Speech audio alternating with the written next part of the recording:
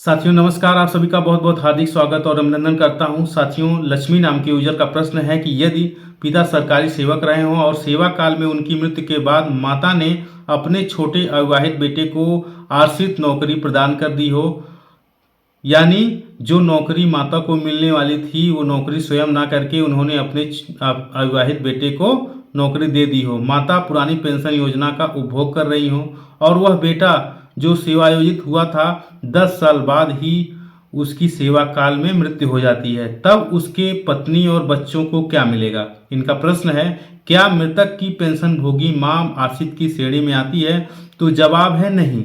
नियमावली 1974 के अनुसार मृतक की पेंशन भोगी मां आश्रित की श्रेणी में नहीं आ सकती, क्योंकि नियमावली के अनुसार ये प्राविधान है कि कोई नौकरी करने वाला जो गवर्नमेंट जॉब में है और वो पेमेंट प्राप्त कर रहा है या पेंशन भोगी है, उसे पेंशन मिल रही है, ऐसी स्थिति में उसे आश्रित नहीं माना जाएगा। क्योंकि जब कोई कर्मचारी मृत्यु को प्राप्त हो जाता है, ऐसी स्थिति में उस परिवार जो बेसहारा हो चुका है आर्थिक रूप से, उस परिवार को आर्थिक संबल देने के लिए, उस परिवार की आर्थिक मदद करने के लिए मृतक आश्रित नियमावली के अंतर्गत अनुकंपा नियुक्ति प्रदान की जाती है। ठीक है, ऐसी स्थिति में यदि कोई पेमेंट प्राप्त कर रहा है या पेंशन प्राप्त कर रहा है तो ऐसी स्थिति में उसे आश्रित नहीं समझा जाएगा, उसे आत्मनिर्भर समझा जाएगा।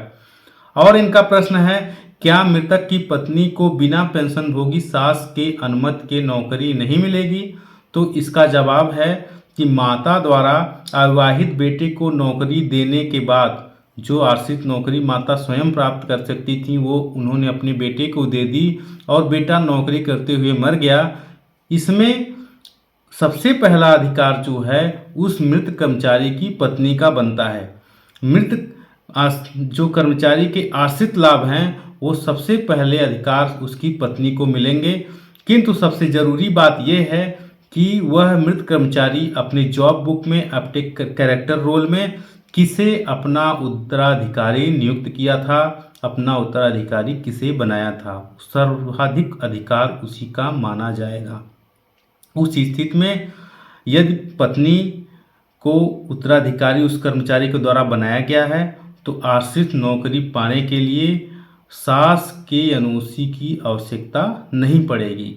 ठीक है साथियों, उम्मीद है कि लक्ष्मी जी आपके जवाब जो मिल गए होंगे। यदि अभी भी आपके कोई प्रश्न बाकी हैं तो ज़रूर रखें। आप सभी से अनुरोध है कि अपने प्रश्न और सुझाव ज़रूर हमें प्रदान करें, उपलब्ध कराएं, ताकि हम अपने सुधारात्मक उपाय कर सकें और आपके सवालों के जवाब दे सकें। मिलते हैं अगले वीडियो में, तब तक के लिए नमस्कार साथियों।